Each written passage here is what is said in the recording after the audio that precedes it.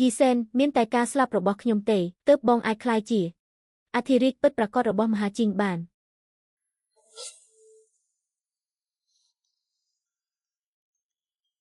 លីនឈៀងអ្នកនាងដឹងខ្លួនហើយអូយអ្នកនាងតូច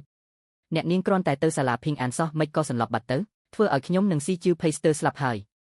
តើព្រះអង្គជាអ្នកជូនខ្ញុំមកវិញមែនទេបាទថែមទាំងបានហៅគ្រូពេទ្យលួងមកទៀតបញ្ជាក់ថាអ្នកនាងគ្រាន់តែខ្វះឈាមមិនមានអ្វីធ្ងន់ធ្ងរទេទើបព្រះអង្គប្រញាប់ទៅមើលព្រះនាងម្ចាស់ត្រូវហើយស្ទើរតែភ្លេចបាត់តើព្រះនាងម្ចាស់ឥឡូវយ៉ាងម៉េចហើយស្រែកយំអស់មួយថ្ងៃមួយយប់ហើយសន្លប់អស់ជាច្រើនដងទៀតខ្លាចថាពិបាកនឹងរស់ណាស់មិនមែនជាការយល់សប្តិទេប្រពន្ធរបស់ខ្ញុំត្រឡប់មកវិញហើយគ្មានអីទេពួកឯងចេញទៅសិនទៅចាបាទ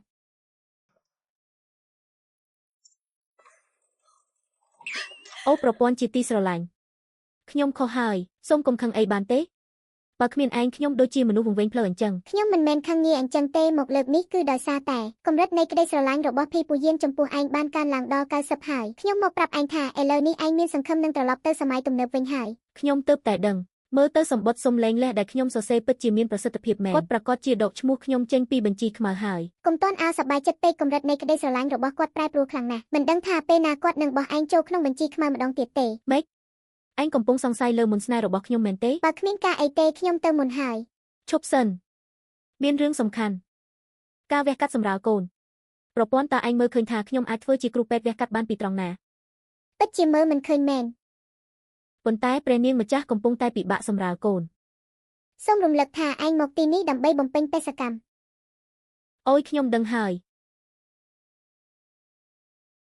ខ្ញុំក៏មិនដឹងថាហេតុអីដែរគ្រាន់តែចង់ជួយសង្គ្រោះគាត់ខ្លាំងណាស់ប្រពន្ធដ៏ចិត្តល្អបំផុតរបស់ខ្ញុំជួយខ្ញុំបន្តិចទៅណាពិតជាគ្មានប្រពន្ធណាដែលចិត្តល្អជាងខ្ញុំទេឯងទីត្រូវទៀតហើយ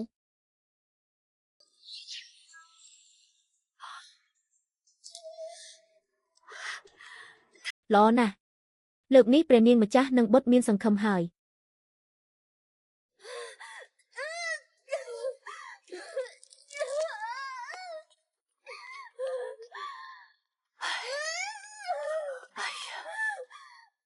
យូរណាស់ហើយមិនក៏នៅតែមិនទាន់សម្រាលទៀតតើពួកឯងកំពុងធ្វើអីហ្នឹងឆាប់ជួយទៅសូមព្រះអង្គអភ័យទោសព្រះនាងម្ចាស់មានទីតាំងទីរកមិនល្អ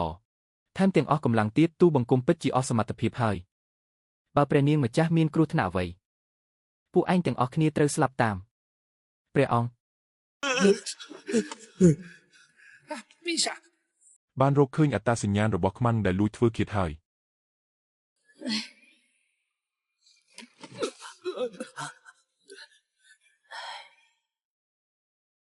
ព្រះអង្គខ្មាំងបានសារភាពថាជាមនុស្សរបស់ស្ដេចបេហាន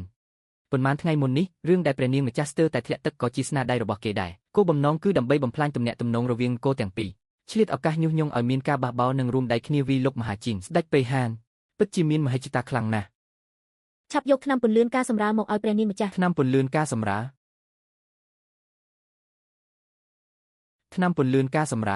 ត្រូវហើយប្រើវាទៅព្រះនាងម្ចាស់នឹងមានសង្ឃឹមយ៉ាងណាក៏ឥឡូវគ្មានវិធីផ្សេងដែរសាក់លបងជឿខ្ញុំម្ដងទៅបានប៉ុន្តែបើជួយព្រះនាងម្ចាស់មិនបានទេលទ្ធផលរបស់នាងក៏មិនខុសពីពួកគ្រូពេទ្យទាំងនេះដែរ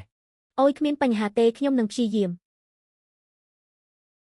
តើស្ដេចបេហានឥឡូវកំពុងធ្វើអ្វីខ្លះតាមការស៊ើបអង្កេតមុនពេលស្ដេចបេហានមកដល់យើងអាចបែងចែកកម្លាំងជា3ផ្លូវ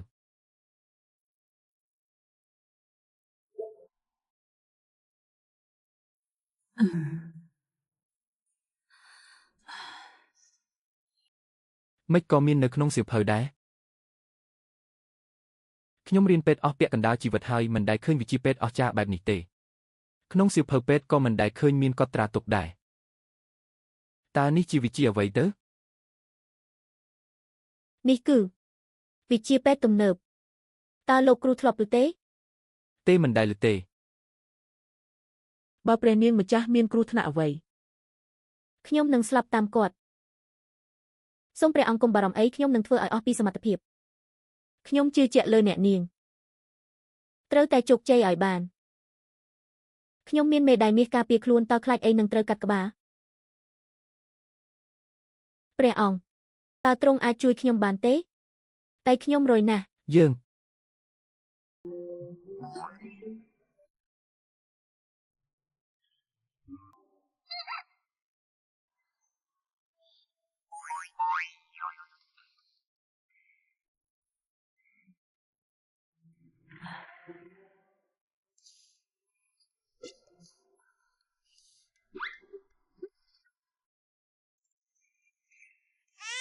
សូមអបអរសាទរព្រះអង្គម្ចាស់ព្រះអង្គម្ចាស់ទូចប្រសូតហើយ អូឆាប់ឡើងឲ្យយាយបីបន្តិចមើល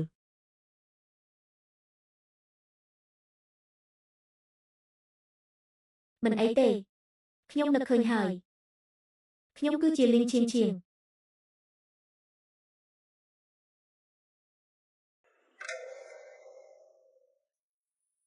ឲ្យខ្ញុំមើលបន្តិចមើលខ្ញុំបានធ្លាក់ពីលើជណ្ដើរហើយក្លាយជាមនុស្សរុក្ខជាតិនៅក្នុងមន្ទីរពេទ្យខ្ញុំបានឆ្លងភពមកទីនេះហើយបានក្លាយជាលីងឈៀងឈៀងនៅក្នុងពិភពលោកនេះ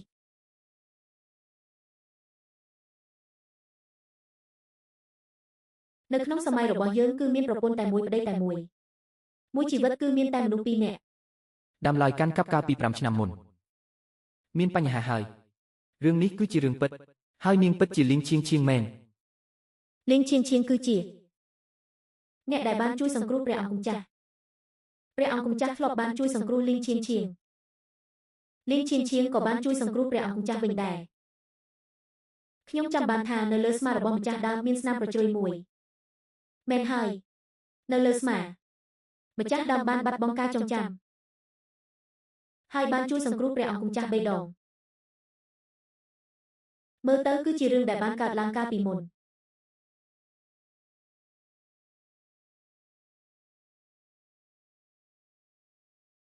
តើមានដំណឹងពីឈៀងឈៀងទេរកឃើញហើយប៉ុន្តែដំណឹងនេះនឹងធ្វើឲ្យព្រះអង្គជឿចាប់សូមព្រះអង្គមេត្តាអត់ធ្មត់លីងឈៀងឈៀងបានឆ្លងជំងឺអាសន្នរោគបន្ទាប់ពីចាក់ចេញពីវាំងហើយបានស្លាប់បាត់ទៅហើយហេតុនេះហើយទើបយើងរកនាងមិនឃើញច្រើនឆ្នាំមកនេះមិនអាចទេហើយអ្នកដែលខ្ញុំប្រាថ្នាទាំងយប់ទាំងថ្ងៃនាងគឺជាលីឈៀងឈៀងហើយនាងបានត្រឡប់មកវិញពីពិភពលោកផ្សេងទៀតគ្រាន់តែនាងស្ថិតនៅក្នុងខ្លួនថ្មី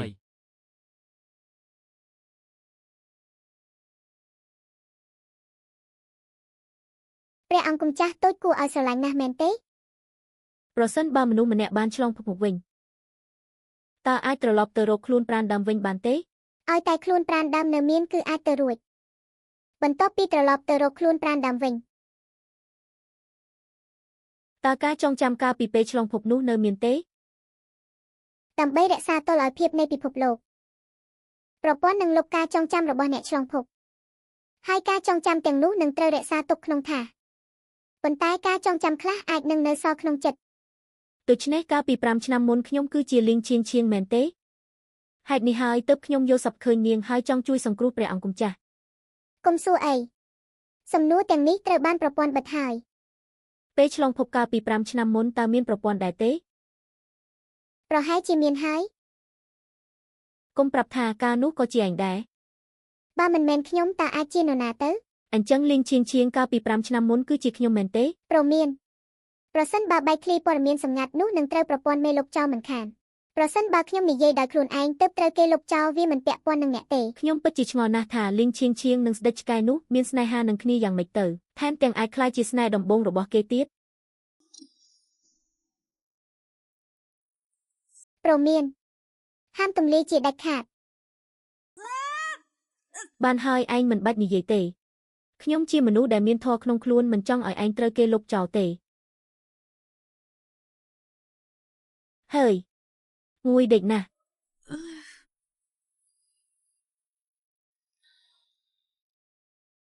ដាច់ខាតមិនត្រូវឲ្យស្ដេចឆ្កែដឹងថាខ្ញុំគឺជាលីងឈៀងឈៀងស្នេហ៍ដំបូងរបស់គេឡើយបើមិនអញ្ចឹងទេច្បាស់ជារត់មិនរួចទេនឹកទូរស័ព្ទរបស់ខ្ញុំណាស់ហើយនឹកកូកាទៀត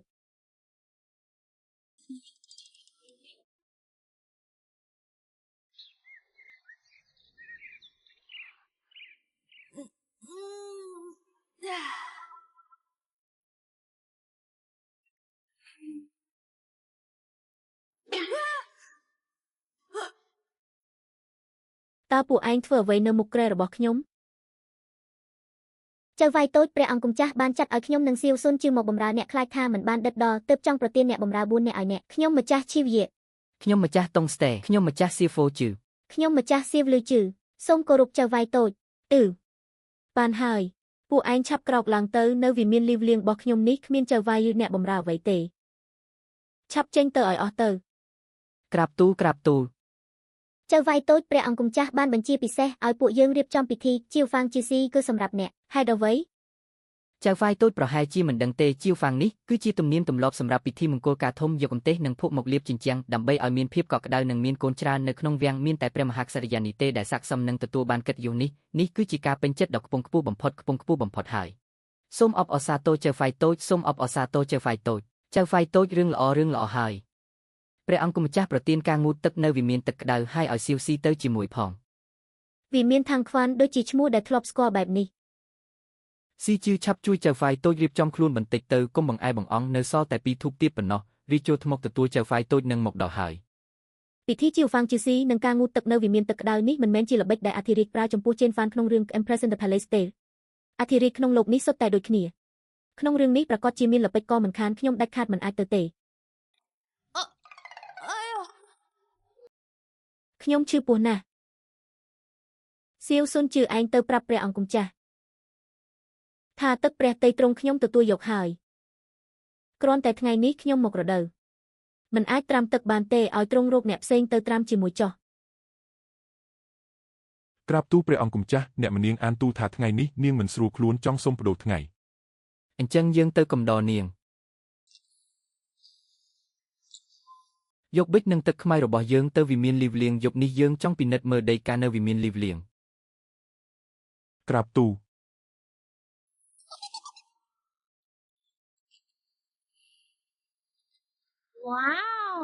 ព្រះអង្គម្ចាស់ពេលទ្រង់ធ្វើការមកចត់ពិតជាសង្ហាណាស់ពិនិត្យមើលដីកាច្រើនយ៉ាងនេះ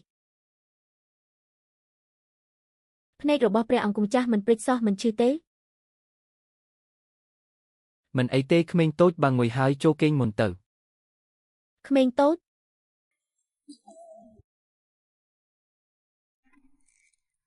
មិនមែននិយាយថាជាអាពាហ៍ពិពាហ៍នយោបាយទេហេតុអ្វីបានជាស្ដេចឆ្កែសុកប្រែទៅជាផ្អែមល្ហែមជាងគូស្នេហ៍ដែលកំពុងស្រឡាញ់គ្នាខ្លាំងទៅទៀតគួរឲ្យរំខានណាស់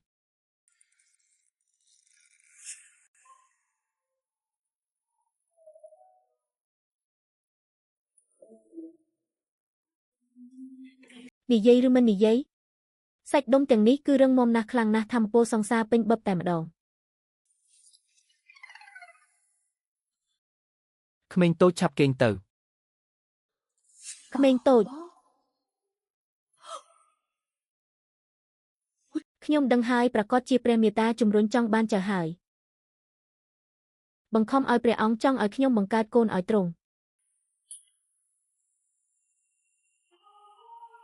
បើបែបនេះលេខថាមានរដូវក៏ពន្យាបានមិនប៉ុន្មានថ្ងៃដែរ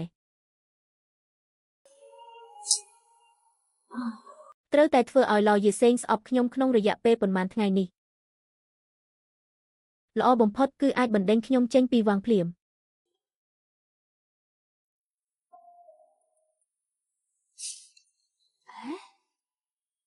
អាហេខ្ញុំចាំបានថានៅក្នុងរឿង Zen Huan គ្រាន់តែច្រឡំស្លៀកពាក់ខោអាវចាស់របស់ Chan Yuan ក៏ប៉ះពាល់ដល់ចំណុចចសើបរបស់ព្រះអង្គលែងទទួលបានការសពព្រះតី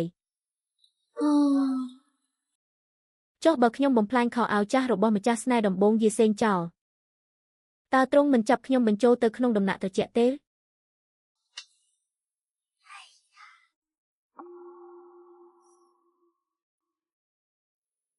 គ្រាន់តែថាខោអាវនោះទៅរកនៅឯណាទៅ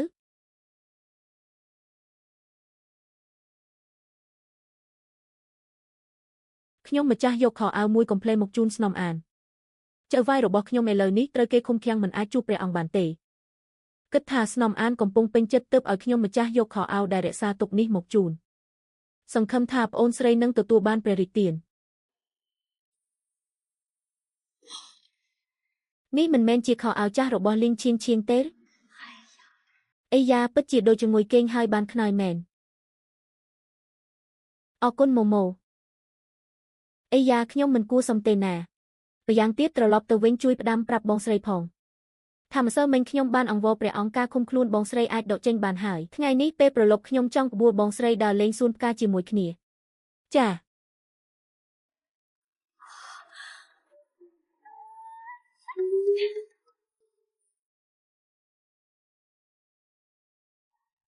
នរណានឹងដើរកាំងជាងក្តាមទៅទៀតនោះគឺជាអ្នកនាងអានសំណប់ចិត្តថ្មីរបស់ព្រះអង្គ សំណប់ចិត្តថ្មីកងកាចម្លេះបើព្រះអង្គបានឃើញអានតាយាងបំផ្លាញមុខមាត់លីនស៊ឺបែបនេះច្បាស់ជាទ្រង់ខ្ញាល់ខ្លាំងមិនខានច្បាស់ជាហែកនាងជាចំណែកមិនខានបងស្រីមើលខ្ញុំស្លៀកពាក់បែបនេះសំទេសម្លៀកបំពាក់ដែលបងស្រីឲ្យខ្ញុំនេះពាក់ទៅស្រួលខ្លួនណាស់បងក៏នឹកស្មានមិនដល់ដែរថាសម្លៀកបំពាក់នេះស័ក្តិសមនឹងប្អូនបែបនេះលើកសម្រស់ប្អូនឲ្យកាន់តែស្រស់ស្អាតគួរឲ្យស្រឡាញ់មែនអីឆាយម៉ូម៉ូបានស៊ើបដឹងថាថ្ងៃនេះព្រះអង្គនឹងយាងមកសួនផ្កានេះដែរបើបានឃើញប្អូនបែបនេះទ្រង់ច្បាស់ជាសពព្រះតីខ្លាំងណាស់មែនអីពិតមែនហើយព្រះអង្គសពព្រះតីនឹងភាពលេចធ្លោរបស់ប្អូនហាឆាប់មើលនោះអ្នកនាងអានកំពុងតែចេតនាបំផ្លាញសម្លៀកបំពាក់លីនឈៀងដើម្បីបញ្ជាក់ថាខ្លួនទទួលបានការពេញចិត្តជាងលីនឈៀងនាងចប់ហើយនាងហ៊ានយករបស់លីនឈៀងមកប្រើតាមចិត្តអ្នកនាងអានលើកនេះមានបញ្ហាធំហើយក្រាបបង្គំទូលព្រះអង្គខ្ញុំនឹងស៊ូកងកងបានភ្នាល់លុយថ្លៃតែ 1000 ដំឡឹងភ្នាល់ថាលើកនេះព្រះអង្គនឹងបញ្ជូនអ្នកនាងអានទៅកន្លែងឃុំឃាំឬអត់ព្រះអង្គអ្នកនាងអានអង្គព្រះអង្គសពព្រះតីហើយបានចិត្តហ៊ានប្រមាថលីនឈៀងបែបនេះពិតជាមិនគោរពតតែសោះតាមខ្ញុំមើលនាងចង់តាំងខ្លួនជាហង្សហោះទៅលើមេឃព្រះអង្គមិនអាចលើកលែងឲ្យនាងញីទេត្រូវហើយសំបីតែស្ទេចធ្វើខុសក៏មានទោសដូចរាជដែរព្រះអង្គត្រូវតែដាក់ទោសឲ្យធ្ងន់មិនអាចអនុគ្រោះបានទេអីយ៉ាបងស្រីទាំងអស់គ្នាពាក្យសម្ដីមុតដូចកំបិតនិយាយបានល្អណាស់ព្រះអង្គទ្រង់បានឃើញហើយមែនទេអ្នកនាងអានពិតជាមិនខ្លាចមេឃដីសោះសូមព្រះអង្គបញ្ជូននាងទៅវិមានត្រជាក់បើមិនដូច្នោះទេពួកខ្ញុំម្ចាស់នឹងលុតជង្គង់មិនក្រោកឡើយល្អនិយាយបានល្អត្រូវហើយបើអ្នកនាងអានមិននៅក្នុងវិមានត្រជាក់កែប្រែខ្លួនទេខ្លាចថានាងមិនដឹងថាខ្លួនឯងជានរណាផងដំណាក់ក្រោយនេះថ្ងៃមុខច្បាស់ជាវឹកវរមិនខានសូមព្រះអង្គដាក់ទោសអ្នកនាងអានឲ្យធ្ងន់ដើម្បីជាការព្រមានសូមព្រះអង្គដាក់ទោសអ្នកនាងអានឲ្យធ្ងន់សូមព្រះអង្គដាក់ទោសអ្នកនាងអាននៅចាំអីទៀតឆាប់ចេញរាជបញ្ជាទៅនេះកំពុងតែបង្ខំយើងមែនទេរឿងនឹងយើងបានសន្យាជាមួយអ្នកនាងអានរួចហើយថាឲ្យនាងចាត់ចែងតាមចិត្តតែពួកឯងវិញប្រហែលកោងកាចនាំទុកដល់ជាតិនិងប្រជារាស្ត្រតើគិតថាយើងសំបីតែរឿងក្នុងដំណាក់ក្រោយក៏ដោះស្រាយមិនដាច់ស្រេចតតែឲ្យពួកឯងបង្រៀនយើងធ្វើការមែនទេមិនហ៊ានទេ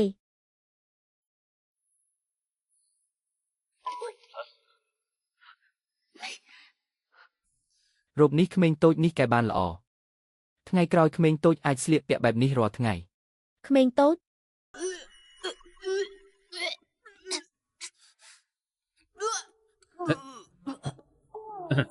ស៊ូកុំទូបង្គំនៅទីនេះពួកដែលហ៊ាននិយាយមិនល្អពីអ្នកនាងអានអំបញ្ញមិញមានមួយរាប់មួយកាត់បន្ថយបទពិសោធន៍ពាក់កណ្ដាលពីនៃឲ្យចម្លងច្បាប់ស្រី1000ចប់ទៅសំងំកែប្រែខ្លួនព្រះករុណាទ្រង់ប្រហែលជាមិនទាន់ដឹងទេកាលបងស្រីខ្ញុំនៅមានទោសគាត់ត្រូវបានព្រះអង្គឲ្យគេឃុំឃាំងក្នុងដំណាក់គឺខ្ញុំនេះហើយដែលខ្លែងរាជបញ្ជាដោះលែងគាត់មកលើកនេះទ្រង់គួរតែដាក់ទោសខ្ញុំហើយមែនទេមិនអីទេបើក្មេងតូចមិនចូលចិត្តឲ្យអានយាកនៅក្នុងបន្ទប់អញ្ចឹងឲ្យនាងដើរលេងរាល់ថ្ងៃទាំងព្រឹកទាំងល្ងាចទៅនេះជាស្អីហ្នឹង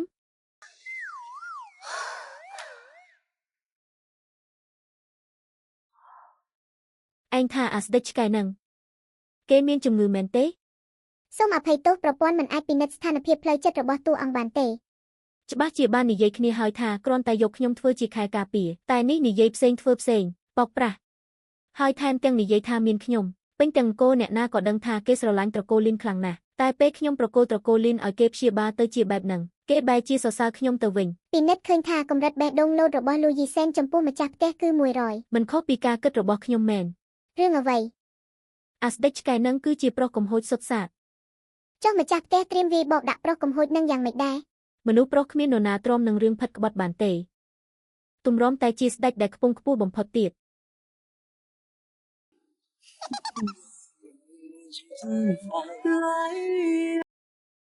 អីយ៉ា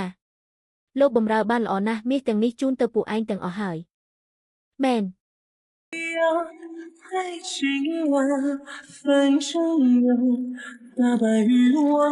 ខ្ញុំបានចំណាយប្រាក់ផ្សព្វផ្សាយដំណឹងដែលខ្ញុំដើរលេងផ្ទះបនប្រុសឲ្យពេញទាំងវាំងអស់ហើយពេលនេះនៅលើក្បាលស្ទេចឆ្កែប្រកាសជាមានពណ៌បៃតងដូចវាស្មើហើយក្បាលឆ្កែមានពណ៌បៃតងខ្ចីមួយដុំទិដ្ឋភាពនោះស្អាតពេកហើយមិនហ៊ានគិតទេខ្ញុំម្ចាស់បានស៊ើបសួរហើយអ្នកម្នាងអានកំពុងនៅខាងក្នុងសប្បាយរីករាយជាមួយប្រុសក្មេង2 3នាក់ស្ដេចពាក់មួកបៃតងមកដល់ហើយខ្ញុំមិនជឿទេថាបែបនេះហើយនៅមិនខឹងទៀត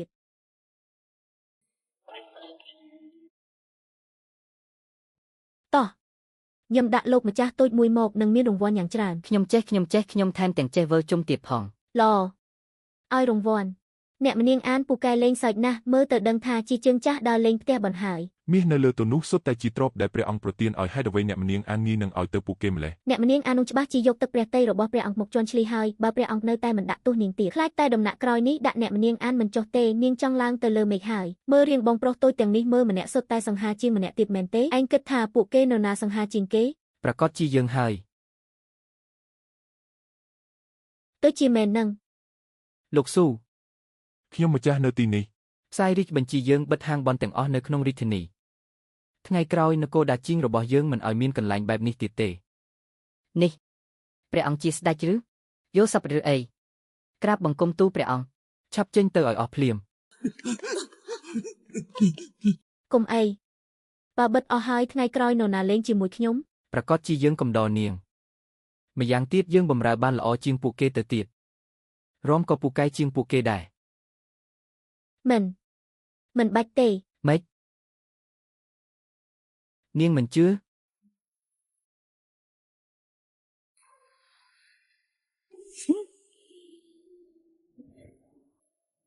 តើទ្រង់ដោះសម្លៀកបំពាក់រមែន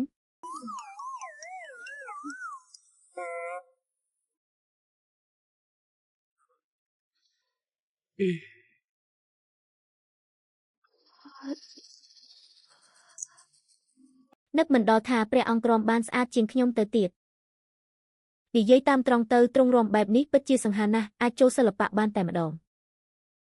មើលរៀងគេនឹងមើលចង្កេះតូចនឹងទៀតជាពិសេសគូតនេះសិចស៊ីនឹងតាក់ទាញណាស់សង្ហាណាស់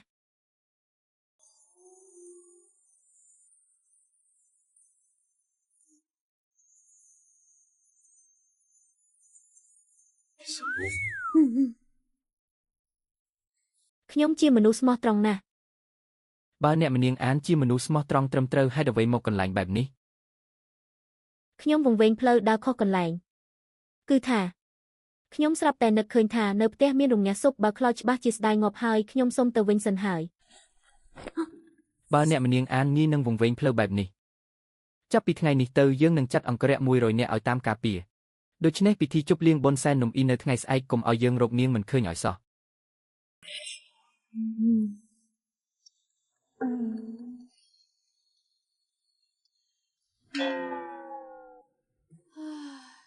ស្ដេចឈួតមិនចេះលេងតាមក្បួនសោះឥឡូវចាត់មនុស្សមកច្រើនម្លឹង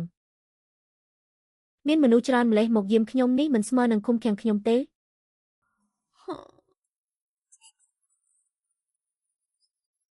សៀវសុនជឿតើលោកម្ចាស់ភ័យកំពុងធ្វើអ្វីហ្នឹងជំរាបអ្នកនាងលោកម្ចាស់ភ័យកំពុងសរសេរសម្បត្តិ10ទៅអ្នកនាង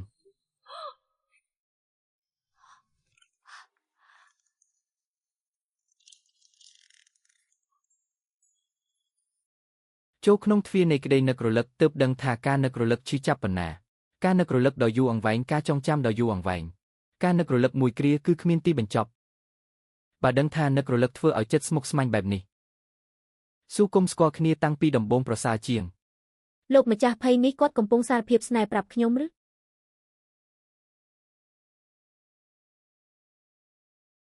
ឆ្លើយត្រូវហើយគឺរឿងលុបចោលការភ្ជាប់ពាក្យនឹងរឿងផ្ទះកំភ្លៀងធ្វើឲ្យពិន្ទុបេះដូងរបស់លោកម្ចាស់ភ័យចំពោះម្ចាស់ផ្ទះកើនឡើងយ៉ាងលឿនម្ចាស់ផ្ទះអ្នកពិតជាពូកែណាស់បង្កើតបានជាអភូតហេតុហើយឥឡូវនេះមានចំនួនប៉ុន្មាន13ពិន្ទុហេតុអ្វីខ្ញុំមានអារម្មណ៍ថាឯងកំពុងជេរខ្ញុំប៉ុន្តែបើនិយាយបែបនេះស្មើនឹងខ្ញុំជំពាក់បំណុលគេ40លានប្រែមកជាមានប្រាក់សន្សំ13យន្តវិញ ម្ចាស់ផ្ទះនេះស្មើនឹងភីពូយានលួចសរសេរក្បួនយុទ្ធសាស្ត្រពាក់កណ្ដាលឲ្យនាងហើយក៏អញ្ចឹងមែនមូស៊ីងនៅមានសង្ឃឹមរៀបការជាមួយភីពូយានបំពេញបេសកកម្មដោយរលូនមុនពេលឲ្យគេវាយអបអរសាទរម្ចាស់ផ្ទះ អាហេប្រសិនបើលទ្ធផលនៃបេសកកម្មគោគឺត្រូវបះបោរជាមួយភ័យពូយានហើយត្រូវប្រហារជីវិតមួយពូជតើវាមិនមែនញុះញង់ភីពូយានឲ្យបះបោរដើម្បីសម្រេចលទ្ធផលនេះក៏ចាត់ទុកថាសម្រេចបេសកម្មដែរ តាមទ្រឹស្ដីយោងតាមច្បាប់កំណត់ចុងបញ្ចប់របស់យើងមិនអាចផ្លាស់ប្ដូរបានទេដូច្នេះមូស៊ីងធ្វើបែបនេះក៏មិនមែនថាមិនបានដែរ និយាយបែបនេះបើខ្ញុំអាចញុះញង់ភ័យពូយានឲ្យបះបោរនៅយប់នេះតើខ្ញុំនឹងមិនត្រូវគេកំចាត់ភ្លាមហើយត្រឡប់ទៅពិភពពិតវិញទេ តាមទ្រឹស្ដីគឺបែបហ្នឹងនាងឈប់រាប់ទៅភីពូយានបេះដូងលោតញាប់ចំពោះនាងខ្លាំងណាស់ខ្ញុំឃើញថាចិត្តរបស់គេឥឡូវនេះកំពុងតែស្មុគស្មាញនៅពេលនេះប្រសិនបើម្ចាស់ផ្ទះអាចឆ្លៀតឱកាសហើយរំញោចរឿងដែលគេខ្វល់ចិត្តនោះនឹងអាចរក្សាកម្រិតនៃការចូលចិត្តរបស់គេបាន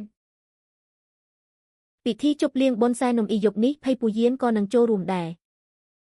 នេះគឺជាឱកាសដ៏កម្រមានណាស់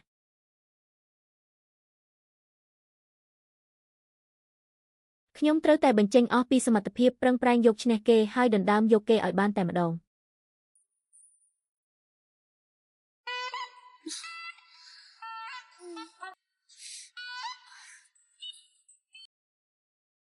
ព្រះអង្គពិតជាខូខើណាស់ថែមទាំងឲ្យពួកយើងចម្លងច្បាប់ស្រី1000ច្បាប់ទៀតដែលខ្ញុំសឹងតែបាក់ទៅហើយ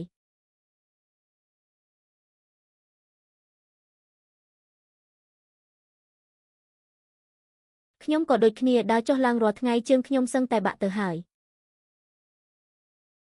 បងប្អូនមិនដឹងទេការរាំរបស់ព្រះអង្គកាលពីយប់មិញពិតជាធ្វើឲ្យគេវង្វេងស្មារតីណាស់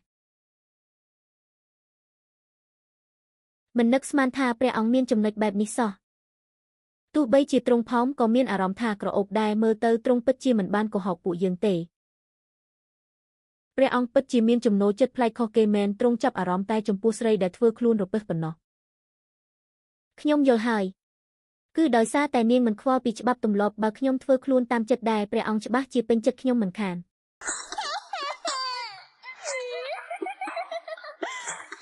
ខ្ញុំម្ចាស់ជានរណា កុំប៉ះខ្ញុំពិធីជប់លៀងរដូវរងានៅថ្ងៃនេះកុំឲ្យព្រះអង្គវង្វេងនឹងរូបរាងរបស់ខ្ញុំម្ចាស់គឺជាស្រីស្អាតដ៏ល្បីឈ្មោះបើខ្ញុំម្ចាស់បញ្ចេញកាយវិការតើអានមូស៊ីងមានកន្លែងឈរនៅឯណាជប់និយាយហើយខ្ញុំត្រូវប្រញាប់ទៅរៀបចំខ្លួនបន្តិចទៀតខ្ញុំម្ចាស់នឹងធ្វើឲ្យគ្រប់គ្នាភ្ញាក់ផ្អើលប្រហែលជាអាចនឹងមានសំណាងក៏ថាបាន ព្រះមេដាបានឮថាអានមូស៊ីងបានរត់ចេញពីវាំងទៅដល់លេងនៅផ្ទះបនតើពិតមែនទេ គឺបុត្រចង់កែតម្រូវបរិយាកាសមិនល្អនៅក្នុងគោទើបចាត់ឲ្យស្នំអានទៅស៊ើបមើលផ្លូវ ព្រះអង្គមិនមែនព្រះមេតាចង់និយាយទេប៉ុន្តែការដែលបុត្រស្រឡាញ់អានមូស៊ីងគឺពិតជាហួសហេតុពេកហើយឥឡូវនេះមិនត្រឹមតែក្នុងវាំងក្រោយទេសូម្បីតែមន្ត្រីជាច្រើនក៏មានការមិនពេញចិត្តដែរ តើជាមន្ត្រីរូបណាខ្លះបុត្រអាចទៅពន្យល់ពួកគេម្ដងមួយ កាលពីមុនបុត្រស្រឡាញ់តែលីនឈៀនយ៉ាងហោចណាស់នាងក៏ចេះដឹងនិងមានហេតុផលអាចជួយរំលែកទុក្ខបុត្របាន ឥឡូវនេះអានមូស៊ីងម្នាក់នេះធ្វើអ្វីក៏មិនកើតខ្ជិលលេខ1ព្រះមេដាពិតជាមិនដឹងថាបុត្រពេញចិត្តនាងត្រង់ណាទេ ព្រះមេដាហ៎ឥឡូវនេះបែរជានឹកឃើញអំពើល្អរបស់ឈៀងទៅវិញ ឲ្យកុំស្មានថាម្ដាយមើលមិនដឹងឲ្យសោះតាមពិតបុត្រមិនពេញចិត្តរឿងដែលម្ដាយបំបែកបុត្រនឹងលីងឈៀងកាលពីមុនប៉ុណ្ណោះទើបបានជាយកអានមូស៊ីមកធ្វើជាខែដើម្បីឲ្យម្ដាយខឹងស្ទើរស្លាប់បែបនេះ ព្រះមេដាមានព្រះជន្មយឺនយូរសូមកុំគិតច្រើននាំឲ្យប៉ះពាល់ព្រះកាយពលអី ឲ្យម្ដាយបានជ្រើសរើសស្នំឲ្យបុត្រដល់ទៅ100នាក់ឯណោះពួកនាងមិនត្រឹមតែមានសម្រស់ស្រស់ស្អាតទេថែមទាំងជាកូនអ្នកមានត្រកូលខ្ពង់ខ្ពស់ទៀតផងតើមានមួយណាដែលមិនល្អជាងអានមូស៊ីងនោះឲ្យតែបុត្រចំណាយពេលជាមួយពួកនាងឲ្យបានច្រើនយូរទៅនឹងឃើញពីចំណុចល្អរបស់ពួកនាងមិនខាន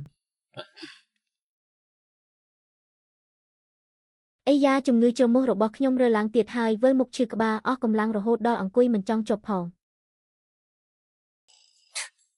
ជំងឺជ្រមុះមានអីអស្ចារ្យក្លិនខ្លួនរបស់ខ្ញុំនេះទៅពិសេសឥឡូវនេះខ្ញុំលែងប្រើទឹកអប់បំបត្តិក្លិនទៀតហើយឲ្យតែព្រះអង្គបានធំក្លិនដ៏ពិសេសរបស់ខ្ញុំទ្រង់ច្បាស់ជាបំភ្លេចមិនបានឡើយមិនតែប៉ុណ្ណោះទ្រង់អាចនឹងលងស្រឡាញ់ខ្ញុំដកចិត្តមិនរួចទៀតផង ឯងគិតថាខ្លួនឯងជាយ៉ាងយូរហួនតែព្រះអង្គមិនប្រកាសថាជាថេងឈ្វានសង់ទេខ្ញុំនៅមានសង្ឃឹមនៅឡើយព្រះករុណាទ្រង់សពព្រះតីប្រភេទដូចជាខ្ញុំម្ចាស់នេះ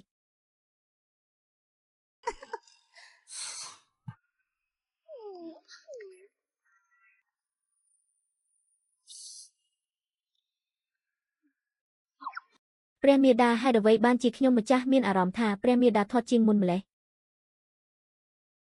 ពីមុនខ្ញុំម្ចាស់បានញាត់សាច់ចូលក្នុងខ្សែរឹតចង្កេះឥឡូវនេះខ្ញុំម្ចាស់ដោះលែងជាតិខ្លាញ់របស់ខ្លួនឯងហើយព្រះករុណាដោយសារតែទ្រង់ស្រឡាញ់ខ្ញុំម្ចាស់ដែលពិសេសបំផុតខ្ញុំថាពួកនាងសំដែងពេកហើយថ្ងៃនេះខ្ញុំម្ចាស់គ្រាន់តែផាត់មុខបែបធម្មជាតិដើរតាមផ្លូវសិល្បៈស្រស់ស្រាយធានាថាព្រះករុណានឹងលងមិនខានទេព្រះករុណានិងព្រះមេដាយាងមកដល់ហើយ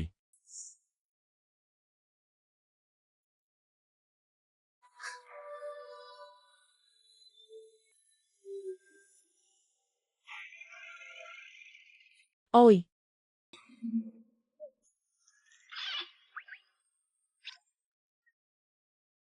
នេះឬជាកូនអ្នកមានត្រកូលខ្ពង់ខ្ពស់ដែលព្រះមេដាបាននិយាយនោះ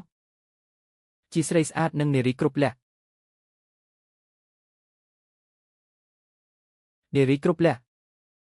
ទាំងអស់គ្នានៃស្ដាប់មើលឬទេព្រះករុណាកំពុងសរសើរខ្ញុំនឹងនារីគ្រប់លក្ខយើងព្រះករុណាខ្ញុំម្ចាស់ឈឺទ្រូងខ្លាំងណាស់មិនអាចក្រោកថ្វាយបង្គំបានទេសូមព្រះមេដានិងព្រះករុណាអភ័យទោសផងពួកនាងគឺជាបេក្ខនារីដែលយើងបានជ្រើសរើសផ្ទាល់ដៃមែនទេពួកនាងម្នាក់ប្រហែលជាអ្នកបម្រើជំនួសទេដឹងព្រះករុណាទ្រង់សពព្រះតីក្លិនពិសេសលើខ្លួនរបស់ខ្ញុំម្ចាស់ទេ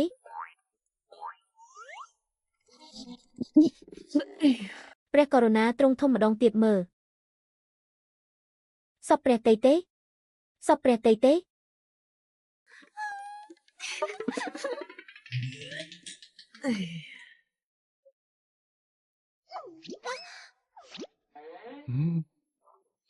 ព្រះករុណាយប់នេះខ្ញុំម្ចាស់ចង់រំថ្វាយទ្រង់រំក្រវិលក្បាលពោះ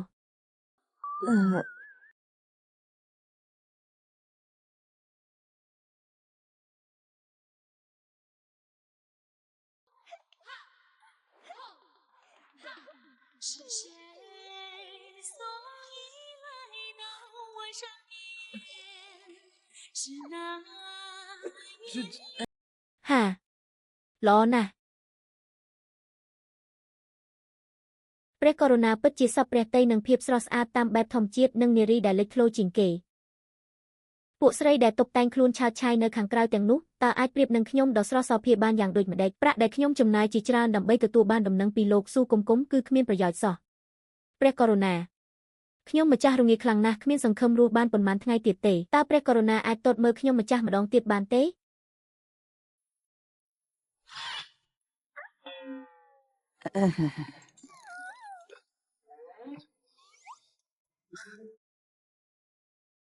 នៅខាងនេះតើព្រះករុណាសពព្រះតីនឹងការតុបតែងខ្លួនរបស់ខ្ញុំម្ចាស់នៅថ្ងៃនេះទេស្នំអានយាកពិតជាប្រញាប់មែនសម្រាប់ធម្មជាតិការតុបតែងខ្លួនបែបនេះពិតជាធ្វើឲ្យយើងភ្លឺភ្នែកមែនព្រះករុណាមានបន្ទូលថាស្អាតណាស់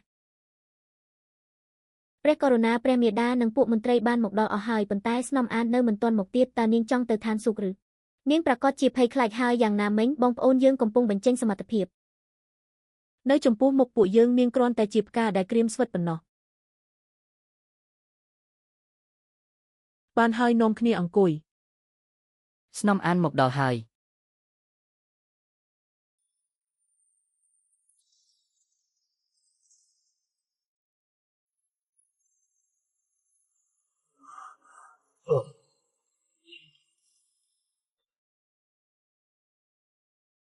នឹកស្មានមិនដល់ថាស្នំអានស៊ីងតុបតែងខ្លួនបានស្រស់ស្អាតយ៉ាងនេះសោះស្អាតដូចទេពធីតាអញ្ចឹង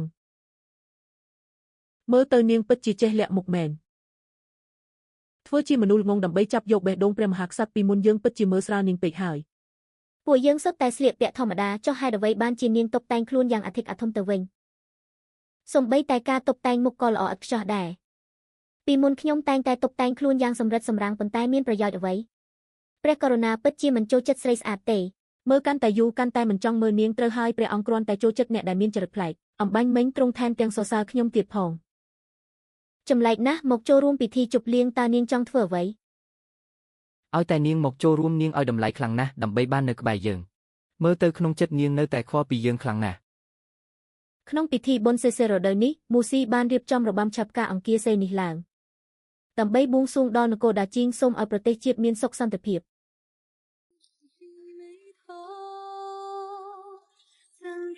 គ្រាន់តែនឹកដល់អ្នកខ្ញុំក៏ស្អប់ការបែកគ្នាសុបិនយូរហើយទឹកក្រដាស់កប់ក្រោមដើមរាំងការរាំនេះគឺគួរឲ្យចាប់អារម្មណ៍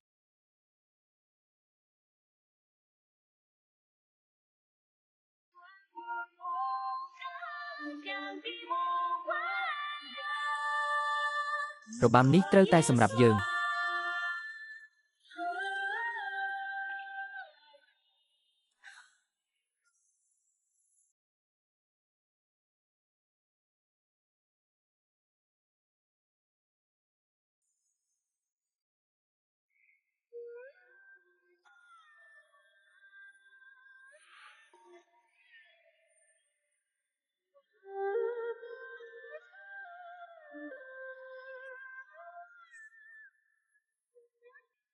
ខ្ញុំគិតថានាងគ្រាន់តែសម្ដែង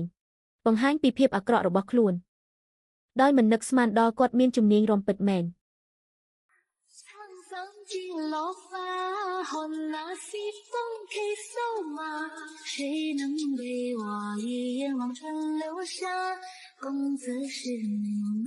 របាំនេះគឺគួរឲ្យចាប់អារម្មណ៍ណាស់ព្រះអង្គភ្នែកមុតមើលមនុស្សមិនខុសមែនអ្នកម្នាងអានពិតជាស្រីស្អាតក្នុងចំណោមនារីមានសម្រស់មែន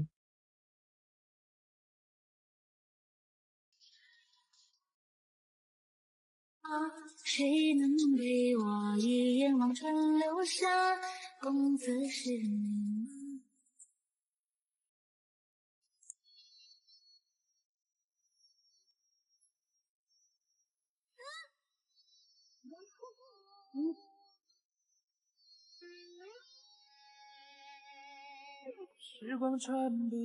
វិលវល់ក្នុងអតីតកាលចង់និយាយប៉ុន្តែខ្ញុំដឹងថាពិភពពិតដែលគាត់និយាយ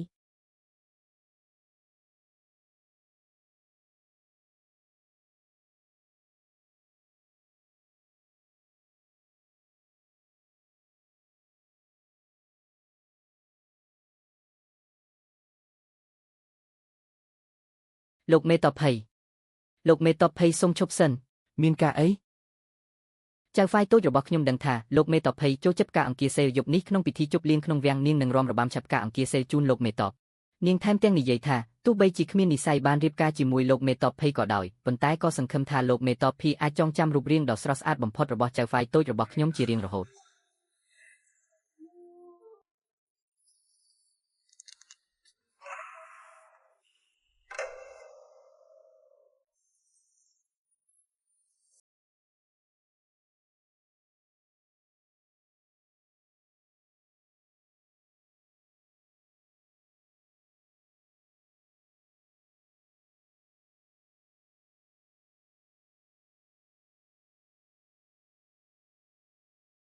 ឈប់មិនបាច់រាំចៅហ្វាយតូចឆាប់ឈប់ទៅធ្វើអីហ្នឹងខ្ញុំរាំមិនទាន់ចប់ផងគ្មានហេតុផលសោះរាំដៃជើងរញ៉ៃញ៉ៃយើងហៅ5ដងហើយកុំបន្តធ្វើឲ្យអាម៉ាស់មុខនិងធ្វើឲ្យខ្វាក់ភ្នែកអ្នករាល់គ្នាទៀតអីស្អីគេរាំដៃជើងរញ៉ៃញ៉ៃលើកនេះមិនបានចាប់យកចំណូលចិត្តរបស់ព្រះអង្គខ្លាចជាធ្វើឲ្យព្រះអង្គខឹងទៅវិញមើលទៅព្រះអង្គពិតជាមិនចូលចិត្តស្រីស្អាតដែលចូលចិត្តសម្ដែងយកមុខមាត់ទេមើលទៅស្នំអាននឹងអស់បុណ្យហើយ